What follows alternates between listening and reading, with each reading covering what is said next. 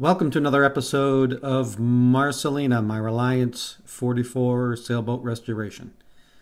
Last time, I shared my 2-year adventure trying to get interior cabinets rebuilt. We put handrails, stanchions, and some other deck hardware back on, and we installed new fuel fill hoses and fill ports. And I showed you my clever carriage bolt solution for the chain plates. For this update, I'll give you a more realistic assessment of the interior cabinet work. I'll show the completed and installed chain plates.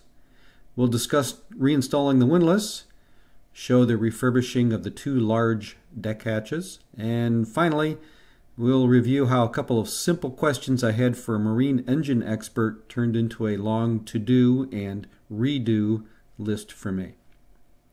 So first, the interior. Okay, in the last video I said that the cabinets would be finished by the end of January, and I may have said something about seeing floors and counters soon. Well, that was, let's say, wildly optimistic. But that's okay because the young man doing the work is only doing it part-time and he wants to ensure it's done just right. So if it's several more months, I'm just fine with that. Besides, I don't make the final payment until he's done, and frankly, I could use the time to build up my bank balance. One thing is complete, however, that's the new chain plates. Fully installed with my clever epoxy-filled bolts. You can see what I mean by that in episode 13 if you want to look back. For the mizzenmast chain plates, I used 1/2-inch bolts and 3/4-inch bolts for the mainmast. So I figured the holes drilled through the hull should be 1/2 and 3/4-inch respectively. Well, that worked for some of the chain plates, but I soon found that although making the hole and bolt diameters the same made for a snug fit, it also left zero room for any kind of misalignment. So after realizing that I couldn't tighten up many of the nuts, even with significant torque, it dawned on me that making the bolts, chain plates, and holes in the hull exactly the same size wasn't going to work. Simply going up 1/16 of an inch in the hull hole diameter was enough to let everything come together. Everything was snugged up, and voila! Chain plates complete. Reinstalling the windlass ended up being an exercise in persistence. The first part was to reinstall the aluminum reinforcement under the deck. Seemed simple enough, but my alignment must have been a bit off. Unfortunately, I didn't catch this until after I tried to mount the windlass motor and gearbox under the deck. But before that, I had to put the deck plate back on top of the deck. I must have been a little aggressive removing the plate because it was bent, so I made a little jig to bend the plate the other direction, and after some trial and error, I got it pretty flat. With the deck plate in place, I went to mount the windlass motor underneath and found that the gearbox interfered with the aluminum reinforcement plate. Moving the reinforcement plate would have meant filling the holes that were drilled through the deck, sanding down and remaking an entire section of deck surface, and only then drilling new holes for the plate. So I opted for the easier solution, cutting a hole in the reinforcement plate where it was interfering.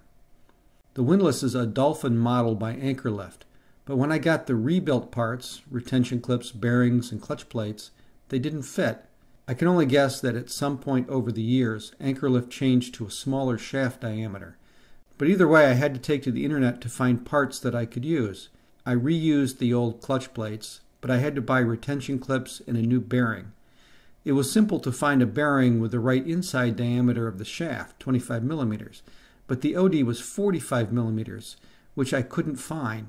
I settled for a 42 millimeter outside diameter bearing, press fit it on the shaft, and then fit plastic shims to fill the gap. I had some other fitting issues related to a bent pin that took me a day to resolve, but eventually everything came together. My windlass is a bit dated and it's quite banged up, but it seems to work just fine, so for the time being I don't need to replace it. While I was at it, there was a strip of wood where the chain ran across the deck. I decided to replace it with a wider strip of Okuma that I sealed with epoxy and then varnished. The 2 main deck hatches had the typical crazing of old polycarbonate, so I removed them and ordered new ones. Since I'm in the glass business, I thought about replacing them with glass.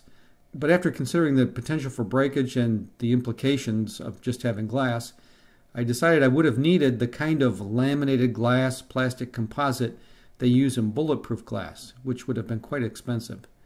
So I went the conventional route and just ordered some custom-cut acrylic replacements.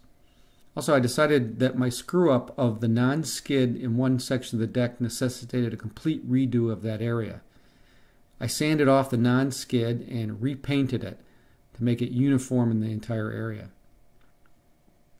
Finally, several episodes back, I showed the repaired transom cooling unit.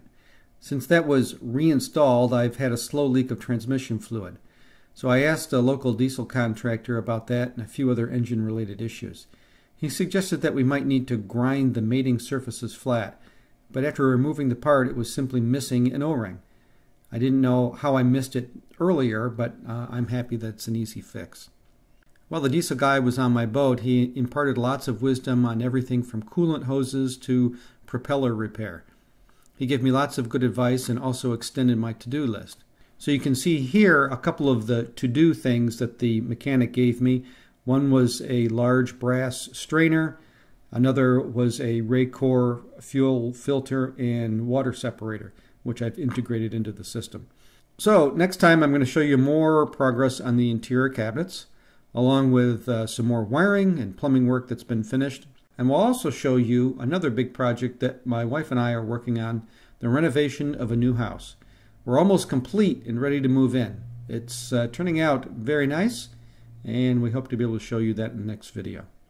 That's it for now. Thanks for watching, and we'll see you on the next episode of our ongoing project. Thanks.